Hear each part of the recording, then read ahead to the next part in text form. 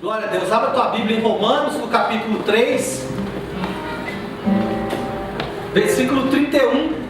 E hoje fechamos, o capítulo 3 desse nosso belo estudo sistemático da carta de Paulo aos Romanos. Todos abriram? Bom, pode ficar sentado por enquanto, Michele. Daqui a pouco eu te falo para você levantar, porque senão você vai atrapalhar os irmãos que estão atrás. Irmãos, quando nós estudamos a carta de Paulo aos Romanos de forma sistemática, nós precisamos compreender de forma muito clara qual é a dialética de Paulo e qual é o objetivo de Paulo. Se você, ao ler Romanos, não entender por que Paulo está escrevendo aquilo e para quem ele está direcionando, de que forma ele está direcionando aquilo, você não vai conseguir entender o estudo sobre Romanos. Então, o primeiro objetivo de Paulo, quando ele escreve Romanos, é apresentar a real condição humana. O que Paulo quer fazer é mostrar para mim e para você qual é a nossa real condição diante de Deus.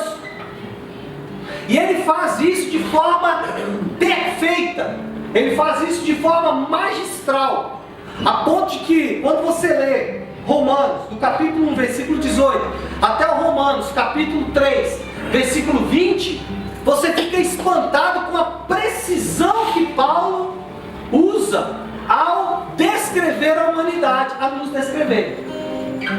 Aí, a partir desse objetivo inicial, que é apresentar a real condição humana, o que ele faz? Ele apresenta a doença e apresenta o remédio, que é o Evangelho da Graça. Então, os dois principais objetivos de Paulo ao escrever Romanos primeiro, apresentar o problema. Segundo, apresentar o Evangelho, que é a solução para aquele problema. Um texto que eu gosto muito, que eu quero só repassar por ele hoje, só para você entender, eu preciso montar um pano de fundo para você poder entender o que eu vou pregar hoje. É esse texto aqui, ó. É esse texto aqui, ó. Romanos 3:9. Preste atenção no que está escrito nesse texto. Se você tiver aberto, é só você voltar um pouquinho os versículos. Que se conclui? Paulo, ele está concluindo, preste atenção, ele está concluindo uma longa dialética. E aí ele fala, o que se conclui a partir de tudo isso que eu falei anteriormente? Ele fala, nós temos qualquer vantagem? Não, de forma nenhuma, pois já temos demonstrado que tanto judeus como gregos estão debaixo do pecado. Como está escrito, não há justo nenhum sequer. Nesse ponto é importante eu destacar para vocês uma boa definição de pecado, para que você entenda. A palavra pecado, no seu original hebraico e depois mesmo na sua primeira tradução para o grego, ela tem o sentido de errar o alvo, mas não somente errar o alvo. A ideia não era somente errar o alvo. A ideia, quando se fala de pecado, é aquele alvo mesmo. Vocês já viram? Que tem competição, Tem vários círculos e que até a pessoa fala, se acertou na mosca. Por quê? Porque eles falam que aquele pontinho que tem no meio do alvo é a mosca. Então, a ideia de Deus quando ele fala de pecado é alguém que está tentando acertar este alvo. O alvo é o que? A justiça de Deus. Então você está tentando acertar a justiça de Deus e não consegue. E aí você não consegue por quê? Porque a flecha que você está usando é torta. E se você estudar sobre isso, você vai entender o seguinte, que a flecha ela tinha que ser muito certinha, porque se ela fosse torta, o arqueiro não conseguia acertar o alvo. Então a ideia, quando fala de pecado, é alguém tentando acertar a justiça de Deus usando uma flecha torta, que é a lei. Ele nunca conseguia. E a ideia de salvação é alguém que vai usar a flecha certa. Não à toa Jesus é o carpinteiro, sabe tratar muito bem com a madeira. Por quê? Porque ele realmente vai usar a flecha certa para acertar o alvo. Pecado ele tem dois aspectos, eu falei semana passada. Pecado ele tem um aspecto que é como se fosse uma doença, que todo ser humano nasce com ela. Por isso que quando você fala assim, Deus conhece o meu coração, Ele me criou assim, não é verdade. Deus criou o homem perfeito, mas o nosso pai Adão gerou homens com defeito, porque ele tinha defeito. Então o homem nasce doente, com uma doença chamada pecado. Pastor, como você comprova isso? Só você vê as ações das pessoas. Se você vê as ações do ser humano, vai comprovar que ele nasceu com defeito de fato. Eu ouvi uma analogia essa semana e eu gostei, quero usar. O homem é parecido com um computador. Imagina aí você que tem um computador, você compra lá um Sony Vaio ou um HP, um bom computador de última geração. E aí você começa a usar aquele computador e os primeiros meses de uso, o desempenho dele é fantástico, maravilhoso. Só que quantos meses vão passando, você percebe que o desempenho dele vai caindo, vai caindo, vai caindo. E aí você procura um técnico de computação, meu amigo Elton pode te ajudar muito nisso. Fala, isso tem um trabalho para você, depois você me lembra. Você leva lá para o técnico chamado Elton, ele vai falar para você assim, e não é o Elton Gato, né, o outro Elton. Ele vai falar para você assim, olha, o seu computador tem um problema, ele tem um vírus. Por isso que o desempenho dele está caindo. Aí o que o Elton vai fazer? O Elton vai passar um antivírus e vai tirar todos os vírus. Aí você fala, não, agora o desempenho está maravilhoso. Só que aí o vírus ele corrompeu alguns arquivos. E alguns programas eles não vão funcionar bem porque aquele vírus corrompeu alguns arquivos. Então ele vai talvez ter que ir programa por programa, desinstalando e instalando novamente. Por quê? Porque o vírus corrompeu alguns arquivos. Pastor, o que isso tem a ver com a salvação? Bom, nós somos como um computador com vírus. O desempenho que nós tínhamos no Éden antes da queda, nós não temos mais, porque temos um vírus. Aí quando nós aceitamos a Jesus, temos uma experiência de novo nascimento, temos uma experiência com Deus, o Espírito Santo vem morar dentro de nós, é como se passasse um antivírus. E ele dá uma limpada geral.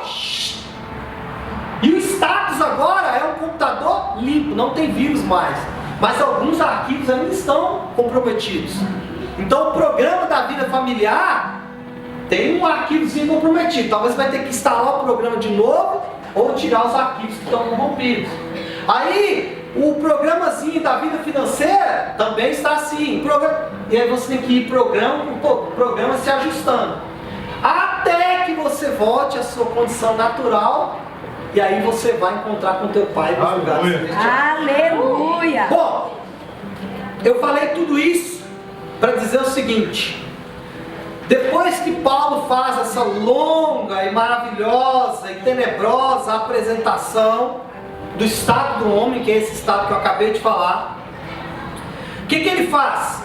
Ele começa a demonstrar o impacto da justiça de Deus na vida do homem. Ele começa a mostrar que a graça, a cruz e a fé, quando trabalham juntas, ela tem o poder de restaurar esse homem. Paulo então começa a partir desse versículo que eu gosto muito, eu tenho falado sobre ele aqui, Romanos 3:21, quando Paulo, depois de uma longa e tenebrosa apresentação, ele fala assim, mas agora a justiça de Deus. Mas agora o Evangelho de Jesus Cristo. Mas agora Deus te leva para um outro lugar. Mas agora Deus cura você dessa doença terrível chamada pecado. Deus passa um antivírus, dá uma limpada em você, e você pode voltar a desempenhar como você desempenhava lá no Éden. Paulo começa a falar, olha, existe para vocês uma esperança, o Cristo crucificado, o nosso Redentor e o nosso Salvador, aquele que pega o seu pecado, o seu vírus, arranca de você, perdoa as suas ações pecaminosas e te dá uma chance de uma nova história, de um recomeço. Paulo fala, mas agora a justiça de Deus demonstrada, manifestada na cruz do Calvário, a justiça de Deus que nos foi dada de forma gratuita, mesmo sem nós merecermos, está disponível para o homem. O que é isso, meus irmãos? Paulo ele está falando que Deus, o justo juiz, torna o homem que é injusto, injusto novamente. É o justo tornando o injusto justo. Por quê? Vou explicar isso. Porque justiça de Deus faz parte do atributo de Deus. Ou seja, é parte do caráter de Deus. Deus é justo. Mas não só isso. A justiça também é parte da ação de Deus. Deus é justo e Deus age com justiça. Mas não só isso. Deus é justo, age com justiça e Deus também está no status de justiça. Ou seja, Ele requer justiça. Então Deus é justo, age com justiça e requer justiça. Meu Deus. Pastor, mas eu não tenho condições, eu não sou justo. O melhor que eu sei. Aí entra a cruz. Glória a Deus. Porque na cruz, o justo, preste atenção, o justo, ele foi punido pelo injusto. O justo foi punido pelo injusto. E o justo fez o injusto ocupar de novo o lugar de justiça. Aleluia. Esse é o Evangelho, pessoal. O Evangelho não é resolver apenas o seu problema financeiro. Gente, é tão lamentável e tão pequeno que pessoas ainda frequentem a igreja apenas para resolver o seu problema financeiro. É triste e lamentável. É triste e lamentável que pessoas ainda frequentem a igreja para resolver os seus problemas emocionais, psicológicos. É triste e lamentável que pessoas ainda frequentem a igreja para resolver o seu problema de casamento ou o seu problema de trabalho. É triste e lamentável. Porque você está tentando tirar o vírus do arquivo corrompido, mas você não tira o vírus por inteiro. E aí você vai daqui a pouquinho ter que resolver ele de novo, porque o vírus não saiu. O que você tem que resolver é o vírus. Porque uma vez ele resolvido, o antivírus passou ali, você vai ter condições de ter um desempenho novamente para resolver o problema dos arquivos corrompidos. Bom, depois de tudo isso, pastor, mas não é Romanos 3,31, eu vou chegar lá. Eu preciso construir esse raciocínio com vocês. E esse também é uma forma de recapitular o que a gente já viu, mas sempre importante. Paulo, depois dessa grande apresentação, como eu disse, primeiro, do estado real do homem, segundo, da solução de Deus para esse estado real. Pecado, justiça. Pecado, justiça. Depois de Paulo fazer essa longa e maravilhosa dialética, ele prevê uma coisa. Bom, as pessoas podem olhar para essa história toda e ter duas reações. Elas podem ter o antinomismo, ou vocês conhecem mais como relativismo, que a gente encontra hoje muito nas igrejas. Deus conhece o meu coração, eu sou assim mesmo. Ou ele também estava prevendo um outro problema, chamado legalismo, que é o seguinte: não, o Deus que me salvou tem essas leis e eu preciso me enquadrar nelas. A partir do versículo 27 do capítulo 3 de Romanos até o versículo 31, Paulo vai dar uma resposta a esses dois tipos de atitudes, tanto o antinomismo quanto o legalismo. O remédio para o antinomismo, irmãos, está no versículo 27, que estudamos semana passada, e eu não vou falar muito sobre ele. Se você quiser saber, depois você lê lá o episódio, vê no YouTube, na sua igreja, o episódio número 12. Por quê? Porque lá Paulo trata com o antinomismo, ou relativismo. O que está por trás do relativismo? Uma palavrinha que nós não gostamos muito, chamada orgulho. Ou seja, uma pessoa que relativiza a palavra de Deus e a vida com Deus, talvez você esteja escutando tudo que eu estou falando, mas isso é bobagem, pastor, não é louco. Isso é parte do pecado, mas que se manifesta de forma orgulhosa. E o orgulho ele tem três características. Ele tem as divisões humanas, ou seja, eu sou melhor que todo mundo. Isso é parte do orgulho. Como eu sou melhor que todo mundo, eu não preciso mudar nada. Ele tem também uma outra faceta que é a negação. Eu não faço isso. Que é isso? Não precisa fazer desse jeito. Não precisa ser tão radical assim. Isso é orgulho, parte do antinomismo. E uma terceira reação que é a ansiedade. Quem é ansioso é orgulhoso. Quem é ansioso é orgulhoso. E quem é ansioso é relativista. Bom, Paulo apresenta, o remédio para isso. Depois você vai lá e vai ler. Não vou te adiantar, porque eu já te dei o problema. E depois você procura a solução lá, no episódio 12. Ok? Então, Paulo resolve o problema do antinomismo falando sobre o orgulho. Agora, e aí começa a pregar sobre hoje, depois de 20 minutos de uma bela apresentação, ele vai falar sobre o legalismo. E aí vamos ler o texto de hoje, Romanos 3, 21. O que está escrito em Romanos 3, 21? Anulamos por... Aliás, 3, 21 não, 3, 31. 31. Isso, 3, 31. Anulamos, pois, a lei pela fé? Não. De maneira nenhuma. Antes, confirmamos a lei. Irmãos, eu quero voltar à pergunta de Paulo. E Paulo, ele usava uma estratégia que era muito usada pelos gregos, os aerópagos. Quando um grego, os debates que os gregos faziam, ao contrário dos nossos, porque os debates que nós fazemos no Facebook, no WhatsApp, etc, tem um objetivo, ganhar a discussão. Então, nós quando debatemos, isso é uma tendência ocidental. Nós quando debatemos, nós queremos o quê? O meu argumento vence o dela. Mas os gregos, e principalmente Paulo, ele não tinha esse objetivo. Quando ele debatia, ele não queria apenas vencer, mas ele queria retirar algo daquela pessoa. Então ele questionava muito aquela pessoa, para aquela pessoa poder trazer para ele argumentos. Então você percebe em Romanos que Paulo se utiliza muito dessa estratégia, que é o quê? Fazer uma pergunta e ele mesmo responder. E aqui ele usa isso. Ele fala assim: anulamos, portanto, vou parafrasear, tá? Anulamos a fé, anulamos a lei por causa da fé? Quem está perguntando é o seguinte: a fé anula a lei? Não, mas eu não sou salvo pela lei. Nós não somos salvos pela fé?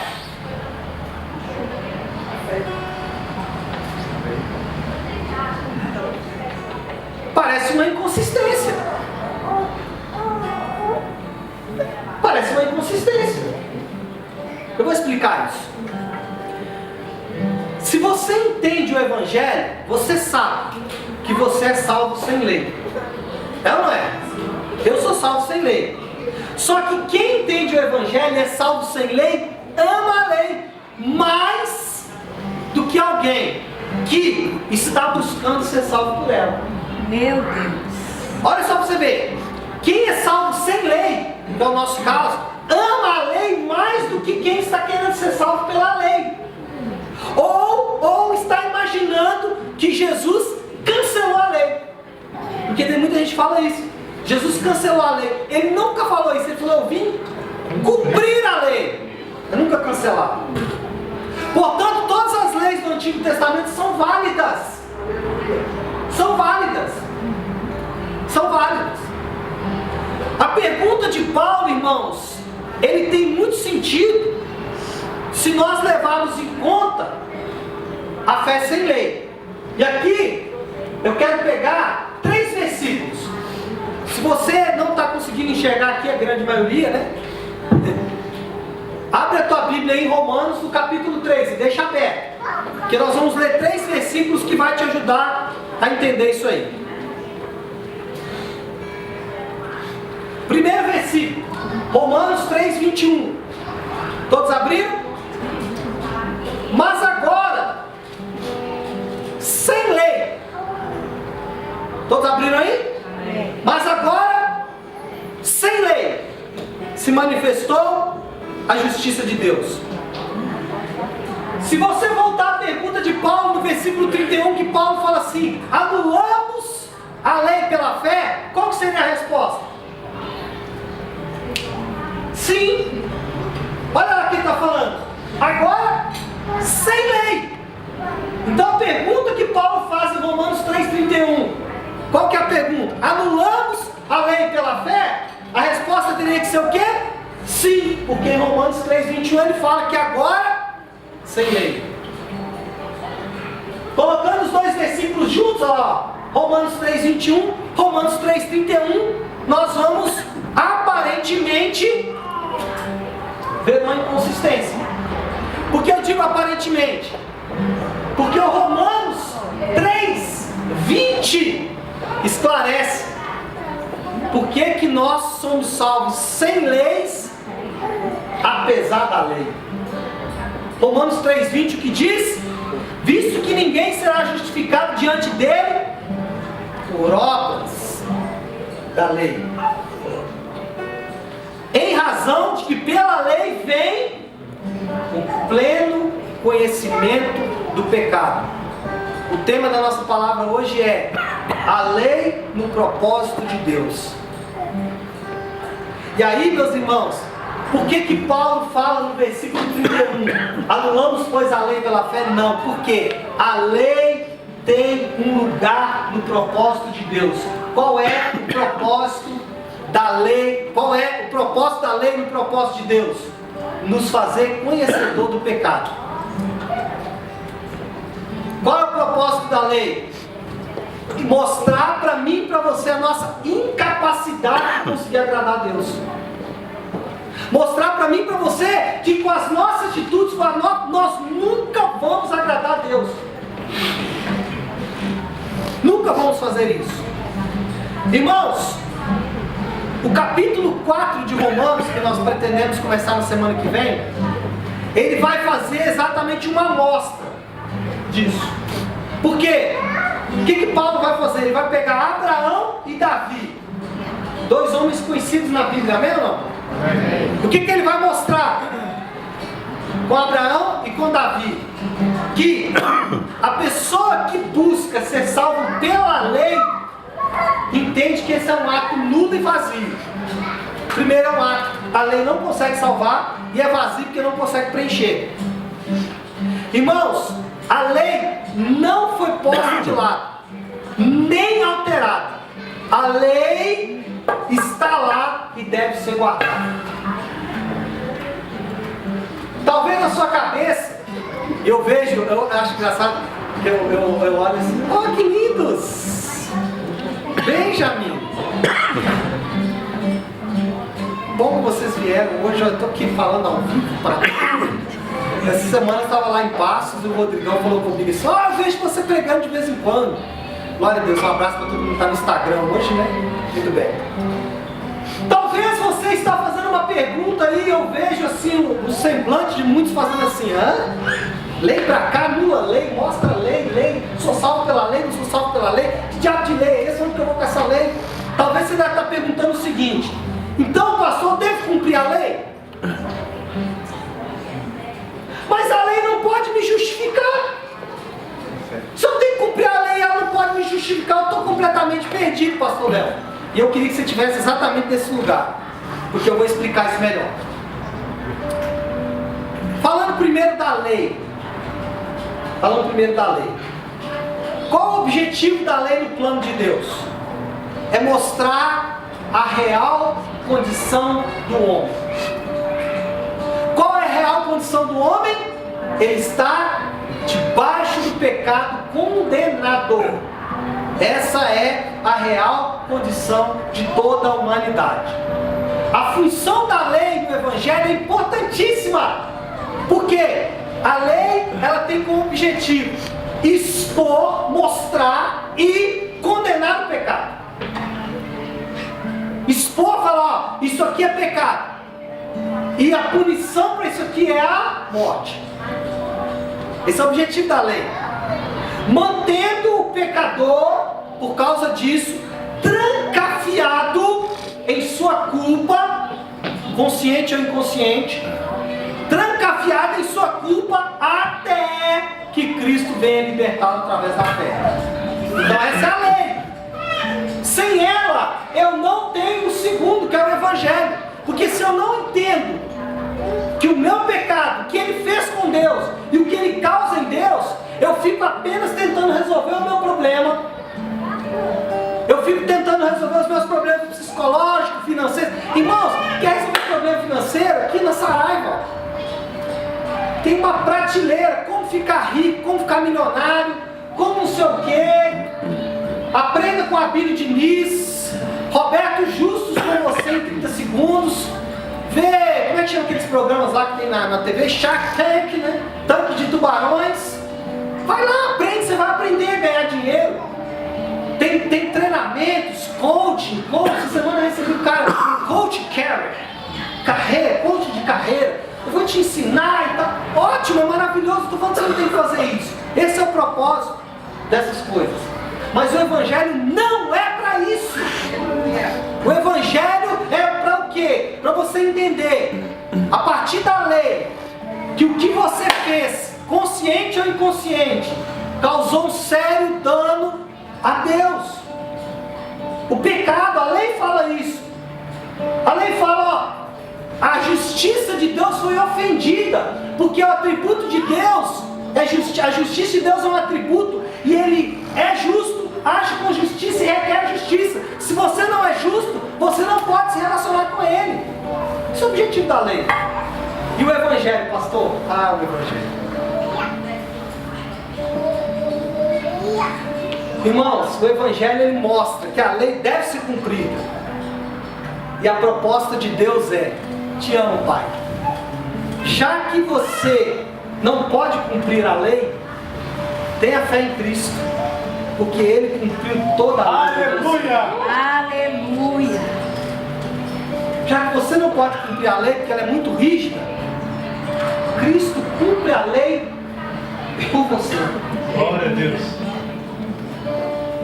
Ai, meu Deus! Pastor, eu não consigo, eu estou cheio de problema. Cristo faz por você. Esse é o Evangelho. E é isso que Paulo está dizendo, olha, essas duas coisas precisam caminhar juntas, porque a lei é importante sim, e muito importante, ela deve ser cumprida. A lei é importante e deve ser cumprida, e para aqueles que estão em Cristo, ela já foi cumprida de forma integral.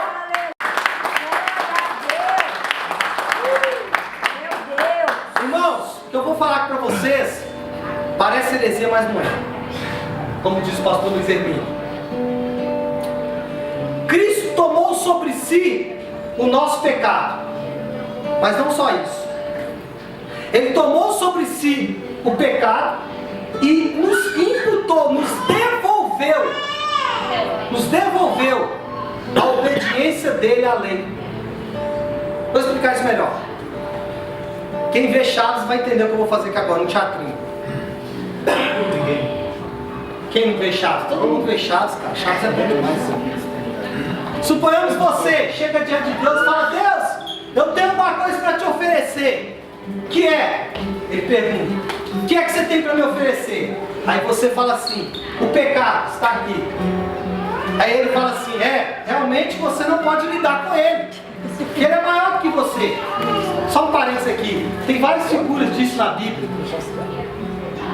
As muralhas de Jericó, quem já deu 7 voltas ao redor de alguma coisa para cair as muralhas de Jericó? Meus irmãos, as muralhas já caíram. Sabe qual muralha que era? O pecado. Já viu aquela briga Davi e Golias? Todo mundo fala assim, né? Eu vou matar o meu Golias, irmão, você não consegue. Davi é Jesus, Golias é o pecado. E eu, pastor, você é o Saul, que não consegue matar o pecado. Bom, aí Deus fala assim: ô Saul, você realmente não consegue matar, é muito grande. Então vou fazer o seguinte: eu mato para você. Deus pega o pecado, que era meu, seu, o vírus, e lida com ele, resolve o problema dele. E aí ele fala assim: bom, agora que eu resolvi o pecado, eu vou te dar em troca alguma coisa de volta. Eu te dou a minha obediência à lei. Então a partir de agora, toda a lei está cumprida, eu estou te dando ela. E aí você só faz o seguinte: ô pai, obrigado pelo que você fez por mim. Vai receber a obediência. Meu Deus! Eu não preciso fazer mais nada. Não. Ele que faz tudo. Você apenas é o entregador de um problema e o receptor da solução. Meu Deus. Ele é quem lida com o pecado, porque nós não conseguimos fazê-lo. É o que Paulo está dizendo nesse versículo 31. Anulamos, pois, a lei pela fé? De forma nenhuma. Antes nós confirmamos a lei. Dizemos, olha, a lei é dura, rígida, mas glória a Deus por Jesus Cristo, que cumpriu tudo isso. Cumpriu toda a lei em meu favor. Pastor, mas isso aí não está errado. Troca? A minha relação com Deus não é troca. Bom, para isso eu preparei para você 2 Coríntios capítulo 5, versículo 21. Olha o que diz, maravilhoso. Aquele que não conheceu o pecado. Olha aqui para mim. Lembra do Chaves aqui de novo, ó. Aquele que não, porque é do Chaves. Quem já viu o episódio dos churros, né? Compra o churros, leva o churros, tá? É, o churros compra, ele mesmo vende, ele paga, já compra, o mesmo dinheiro que ele compra, ele compra. É mais ou menos isso aí. Bom, o que eu estava falando? Até perdi. Aquele que não conheceu o pecado, o cara que está do lado de cada mesa, que não conheceu o pecado, ele o fez pecado por nós. Ele pegou o nosso pecado, que era o nosso vírus, para que nele fôssemos feitos justiça de Deus. Olha só, o que Paulo está querendo dizer nesse texto? Aquele que não tinha pecado, assume o pecado no meu lugar, e em troca ele me dá justiça. Meu Deus. Em troca ele me dá justiça. Então quando falamos de cristianismo, nós falamos de uma nova posição diante de Deus. Nada mais do que isso. Cristianismo é apenas você aceitar uma nova posição em Deus. Pastor, os meus problemas, calma, eles serão resolvidos paulatinamente, programa a programa. Vai trocar os arquivos corrompidos e alguns programas terão que ser reiniciados ou reinstalados. Vai dar para fazer isso, mas você tem que colocar na mão do técnico verdadeiro. Aleluia. Bom, quando nós depositamos a nossa fé nele, a nossa condição de pecadores é dada a ele, e ele morreu por isso. Quando nós depositamos a fé nele, ele recebe a nossa condição de pecadores. E não fique com dó dele por isso, porque ele morreu para isso. Ele morreu por isso.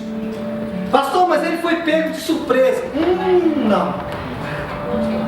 O Cordeiro de Deus foi imolado antes da fundação do mundo. Olha que louco isso. Meu Deus. Vou explicar, isso que é importante. Isso é muito forte, verdade. Deus fora do universo. Não tinha universo ainda. Pastor, mas o universo é infinito. Pois é, pensa o tamanho de Deus. Deus fora do universo. Não tinha universo ainda. Jesus já havia sido crucificado. Meu Deus. Pastor, mas não havia universo. Quem falou que Deus está preso ao tempo e espaço? Fora do universo, não tinha universo ainda. Jesus já tinha sido crucificado. É como se você tivesse um filho e Deus falasse para você assim, ó, esse filho só vai viver até os 6 anos de idade. Depois ele morre. Mesmo assim você quer ter esse filho? Ah, eu quero. Porque os 6 anos que eu viver com ele, ai, vai ser tão bom. Então Deus, antes da fundação do mundo, ele já tinha providenciado isso. Então Deus não foi pego de surpresa.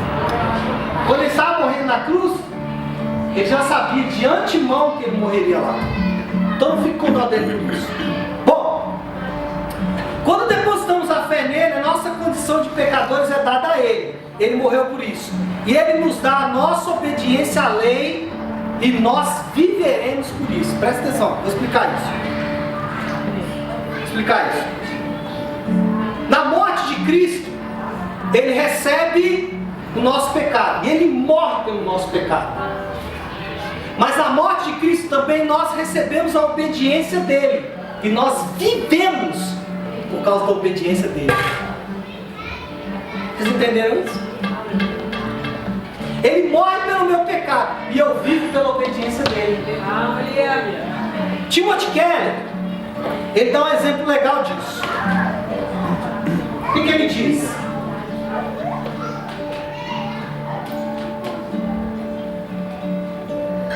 Ele diz o seguinte: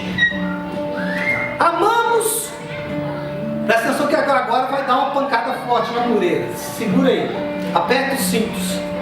Em caso de despressurização da cabine, máscaras de oxigênio cairão na tua frente. Põe em você primeiro, depois nas crianças. Essa parte é minha. Amamos o retrato da pessoa perfeita. Amamos. Alguém que perdoa com liberalidade. Amamos o retrato da pessoa que abençoa os seus inimigos. Amamos o retrato da pessoa que é infalivelmente generoso e puro. Imagina um ser humano assim. Imagina um ser humano assim. Agora eu pergunto para você: quem não gostaria de ter um amigo assim? Todo mundo. Ou mais, ou mais. Como nós gostaríamos de ser assim? Como nós gostaríamos de ser assim? Irmãos, esse é um belo retrato, Timothy Keller falando, do que a humanidade poderia e deveria ser.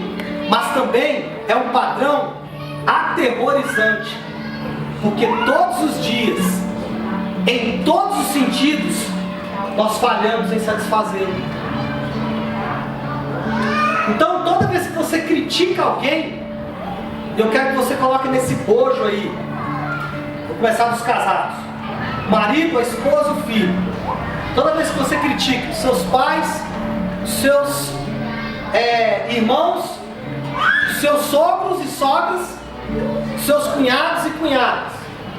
Todas as vezes que você critica a igreja, o pastor, os irmãos, os políticos, os médicos, os policiais, por que você faz isso? E eu também faço. Por que nós fazemos isso? Porque nós não conseguimos encontrar neles um padrão. Porque nós não conseguimos atingir o padrão. Isso nos faz ter duas reações. Duas reações. Primeira reação: você muda a lei. Você pega a lei de Deus e você faz com que ela fique mais fácil de obedecer. Porque já que você não consegue obedecer, você relativiza. Você usa frases do tipo: Deus é amor, gente. Ou Deus conhece o meu coração. Ele sabe que eu estou fazendo isso aqui para um bem maior.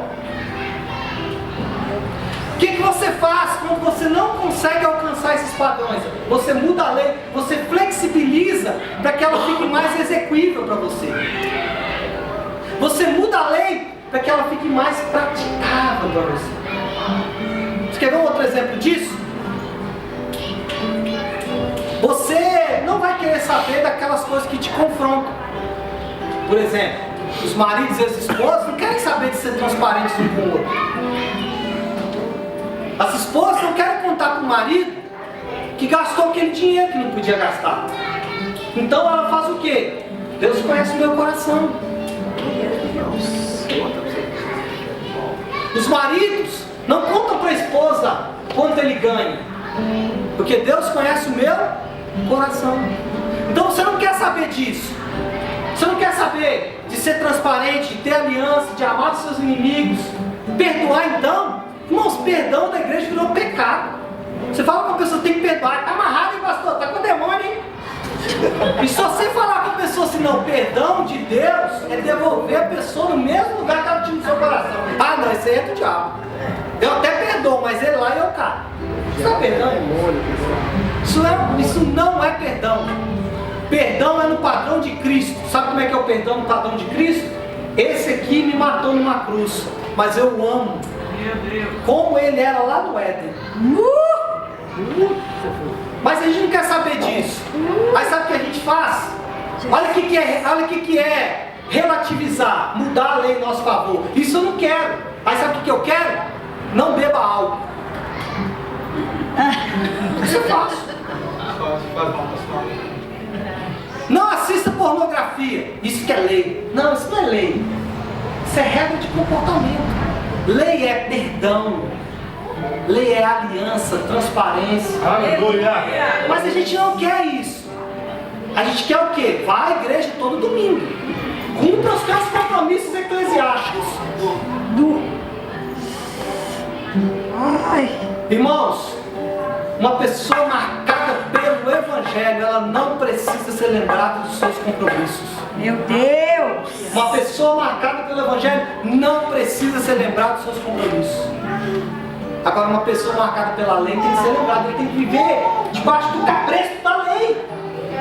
Porque ele ainda não viveu, não recebeu, ele só entregou o pecado dele para Jesus, ele ainda não recebeu a obediência.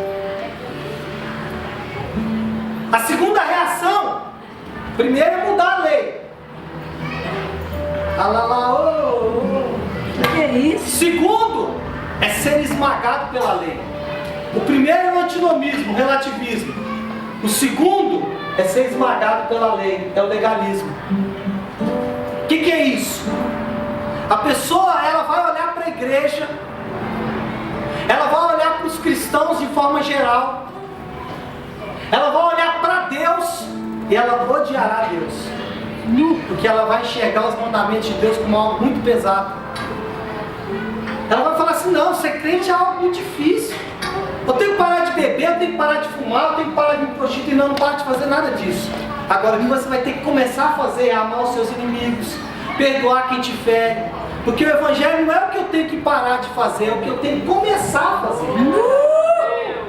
O que você tem que parar de fazer não faz sentido. Deus não quer isso, porque isso é resultado do pecado. Agora o que Deus quer é o seguinte: o quanto o Evangelho te impacta.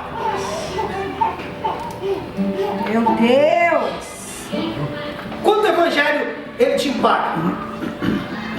Então, como você não consegue alcançar só os padrões que Deus estabelece, você odeia a Deus, você odeia todos os que representam Deus, e por último, você vai odiar o próprio Deus, que tanto te ama. Duas reações: o antinomismo e o legalismo. Nenhum dos dois são o Evangelho. Irmãos, de todas as duas formas, você anula a lei. Tanto quando você muda ela, tanto quando você não consegue cumpri-la. Irmãos, a lei é tão importante para Deus a ponto de trazer morte. A morte de quem? Dele mesmo. O Deus que se fez carne e habitou entre nós.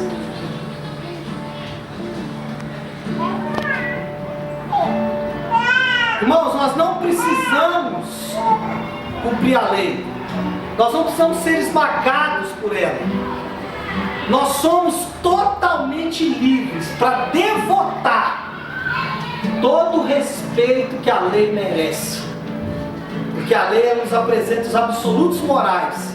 E quando eu entendo o Evangelho, os absolutos morais não são peso para mim. Porque eu sou livre.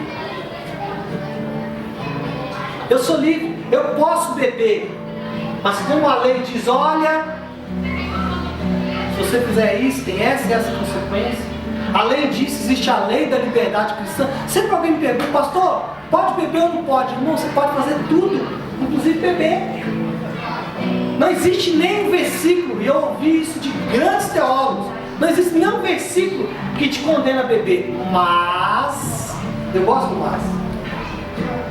Se o fato de você beber, primeiro, você se embriagar, aí sim, é um problema. Paulo fala sobre isso: não vos embriagueis, mas enchei-vos do Espírito. Então, embriaguez é um problema. Não, pastor, mas eu bebo socialmente. Ótimo, não tem importância. Mas, se você alcançar, e aí esse socialmente ainda tem um parênteses, né? Qual que é o nível do social? Onde que é o social? Bom, a lei do nosso país nos dá um bom parâmetro. Ela fala o seguinte: se você beber 0,3% de álcool no teu sangue e sair dirigir, você pode ser preso. Então qual que é o nível que eu tenho que beber? Esse nível. A partir disso eu já estou bêbado. Aleluia. Bom, o pastor voltou em casa e não vou dirigir. Posso encher o cambão? Bom, mas ainda tem um outro problema, chamada lei da liberdade cristã. Se você está em casa e bebe, mas a sua esposa se escandaliza com isso, tem um nome: pecado. Mas ninguém quer saber disso. Por quê? Porque ninguém quer importar com o outro, todo mundo quer resolver os próprios problemas. Ai, ai, ai. Bom, mas enfim, não quero mais falar sobre isso. Estou caminhando aqui. Hein? Rapaz, bem lembrado. Bem lembrado. Jogo Uruguai e Egito. O goleiro do Egito foi eleito melhor em campo. Vieram com o troféu Budweiser. O homem do jogo, na Copa do Mundo. O homem do jogo. Sabe o que o muçulmano falou? Muito obrigado. Não quero esse troféu não. Mas cara, é da Budweiser, você é o melhor jogador. Será que você vai conseguir isso de novo, essa façanha? Será que ele vai conseguir essa façanha novamente? Ser escolhido o homem do jogo? Irmão, é o troféu do campeão do mundo pro goleiro do Egito. Não estou falando do Neymar, nem do Messi, nem do Cristiano Ronaldo. Não estou falando do goleiro do Egito. Qual é a chance desse cara ganhar esse troféu de novo? Nunca mais. Sabe o que ele falou? Não quero. Por quê? Porque eu sou muçulmano, eu não bebo. Meu Deus. Contra a Pega lei, pedra. isso é contra a lei do meu Deus. Pega a pedra. E tem muito crente que ainda vai entrega de oferta na igreja. Ó, trouxe o troféu da Budweiser aqui para o bispo orar aqui, abençoar. Bom, vamos lá, quero falar sobre isso. Enfim, irmãos, para orarmos, eu vou terminar meio-dia. Viu? Como é que eu tô? Aleluia. Disciplina. Não, eu vou acabar meio-dia. Aqui já está no jeito, amigo. Conclusão. E depois a aplicação.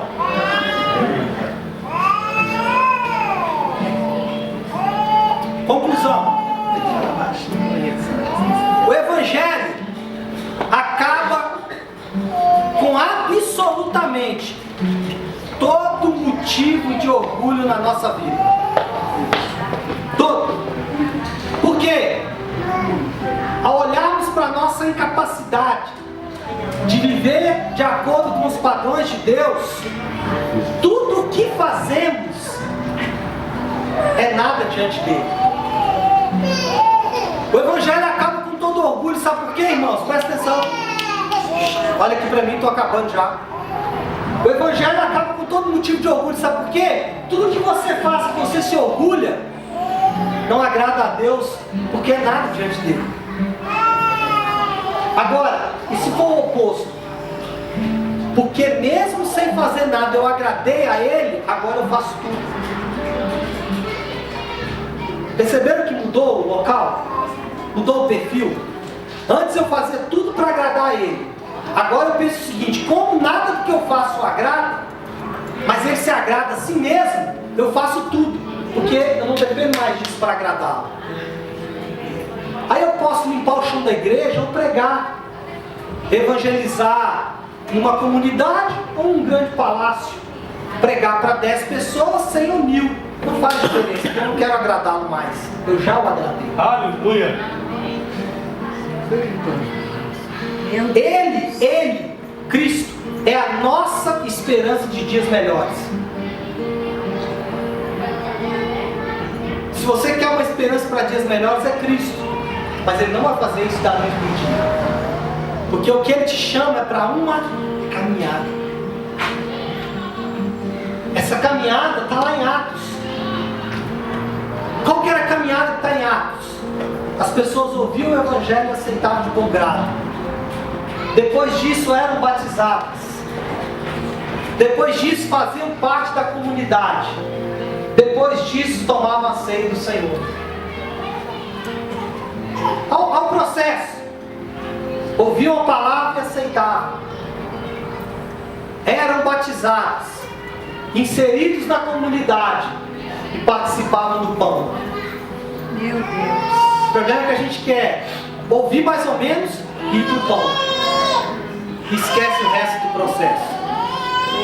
Meu Deus. Ele é a nossa esperança de dias melhores, longe da prisão do pecado, experimentando a justificação em Cristo, livres de toda a negação do nosso estilo de vida corrupto.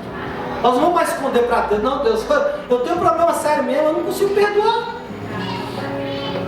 Não, meu estilo de vida é corrupto mesmo, eu não consigo perdoar.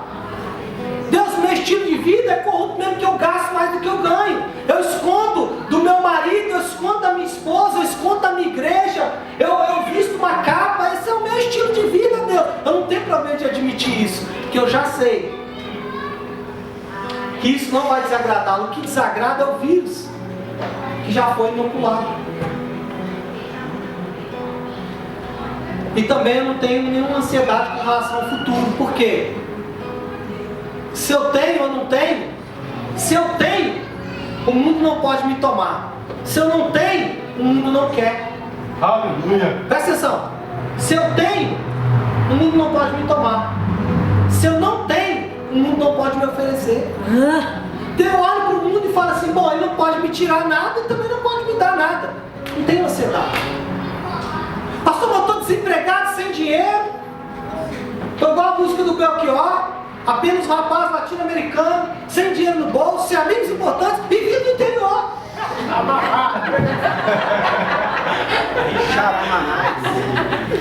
Eu sou esse cara, pastor. Não tem problema. Porque você vai olhar para o mundo e ele vai te oferecer um prato de lentilhas. E você vai olhar para Deus e ele vai falar, olha, o negócio está bravo. Mas se você é um rapaz latino-americano, te transforma em um morador do céu. Se você veio do interior, agora você veio de mim. Ele nos escolheu nele antes da fundação do mundo. Isso fala de identidade. Você fala assim, eu não tenho dinheiro no bolso. Ele fala assim, eu não tenho nem prata nem ouro, mas o que eu tenho eu te dou. Levanta e anda. O teu problema não é dinheiro, é não andar.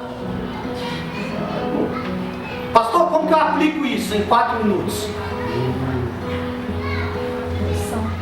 Faço uma pergunta para você. Como estes versículos mudam a visão que você tem de você mesmo? Segunda pergunta, para você aplicar. Como esses versículos mudam a visão que você tem da lei de Deus? E aí, para aplicar, você deve amar a lei de Deus, porque ela mostra quem você realmente é. Então, quando você lê o Antigo Testamento, o Primeiro Testamento, você vê homens matando homens, homens matando crianças. Não se assuste, é só um retrato seu, é só um espelho sendo mostrado para você, mais nada. Meu Deus! Fica tranquilo. Então, para aplicar essa palavra, ame a lei de Deus, porque ela mostra quem você é. Fazendo isso, você poderá entender o grande amor dele por você na cruz. Você só entende o que Cristo fez na cruz se você entender quem realmente você é. Então ame a lei de Deus, porque ela mostra quem você é. E conhecendo quem você é, você vai entender o que ele fez. Porque você vai falar assim, como você foi capaz de morrer por mim? E eu gosto muito de dizer, eu não sei o que eu fiz, mas ele me amou. E vendo aqui pregando, como um bom marido que sou, glória a Deus por isso, como um bom pai que sou, como um bom ministro do Evangelho que me considero, você fala assim, ah, mas para você é muito bom. Ah, então vai me olhar 20 anos atrás. Vou só dizer para você uma sentença que a minha mãe falou para mim. Falou para ela, na verdade.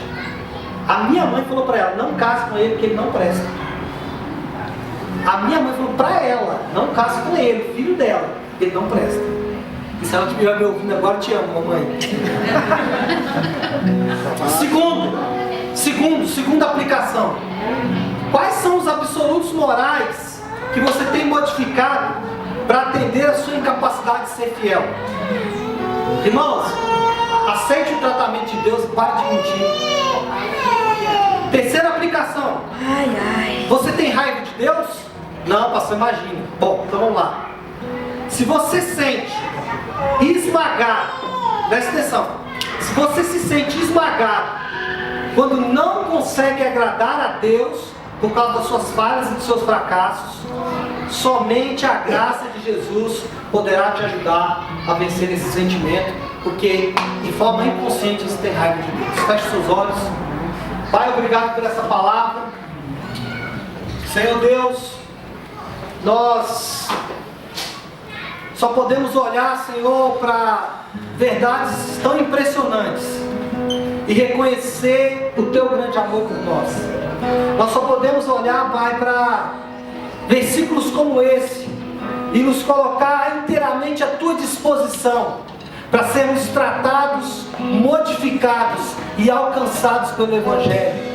Senhor Deus, como nos sentimos distantes de Ti, Pai. Por quê? Porque muitas vezes não conseguimos agradá-lo, mas como nos sentimos próximos ao saber, Senhor Deus, que nada do que eu fizer pode Te agradar, porque o Senhor não se agrada do que eu faço, o Senhor se agrada de quem eu sou. E essa é uma liberdade, Pai, porque eu posso fazer tudo o que eu quiser, porque eu sei que eu Te agrado, mas eu não vou fazer nada que eu sei que pode Te ofender. Senhor Deus, nós, de forma muito sincera diante desta palavra, nós nos abrimos completamente, Pai, para que a Tua palavra seja um molde no qual nós possamos nos encaixar. Nós não seremos um molde para a Tua palavra, mas nós seremos moldados pela Tua palavra, porque assim fazendo, poderemos entender claramente o Teu grande amor por nós. Pai, nessa manhã nós precisamos nos arrepender, porque muitas vezes, Pai, nós queremos mudar as verdades da Tua palavra para nos agradar. Querido, se você tem mudado as verdades de Deus para Te agradar, se você nessa manhã sabe que você precisa fazer um conserto na sua casa, na sua família, no meio da tua igreja, eu não sei. Se você precisa fazer um conserto nessa manhã, pare, reflita sobre essa palavra e faça. Não mude mais a lei de Deus para agradar os seus sentimentos. Faça essa oração nessa manhã. Aproveite este momento de consagração e fala: meu Deus, eu cansei de tentar me adaptar. Eu cansei de tentar adaptar a Tua palavra à minha vida, mas eu quero adaptar a minha vida à Tua palavra. Fala isso com o Senhor nessa manhã. Fala: Senhor, eu cansei de tentar resolver o meu problema, mas eu agora entendo que o meu problema é maior do que eu tinha imaginado. Fala com Ele nessa manhã, porque às vezes você tem lutado, você luta para parar de assistir pornografia, você luta para tentar parar de mentir, parar de roubar, parar de enganar, você luta com todas as forças e não consegue, e isso te faz odiar a Deus. Mas a proposta de Deus nesta manhã, eu te ajudo.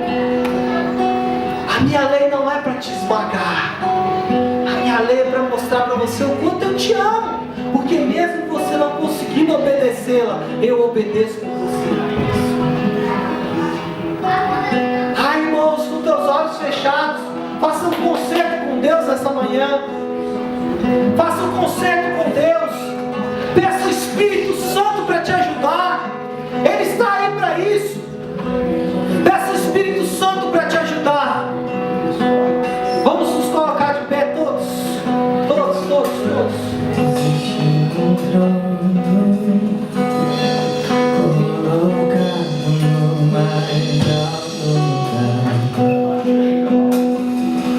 Aleluia. O Espírito Santo está aqui nessa manhã. Ele está aqui nessa manhã. Ele te convida para um tempo novo.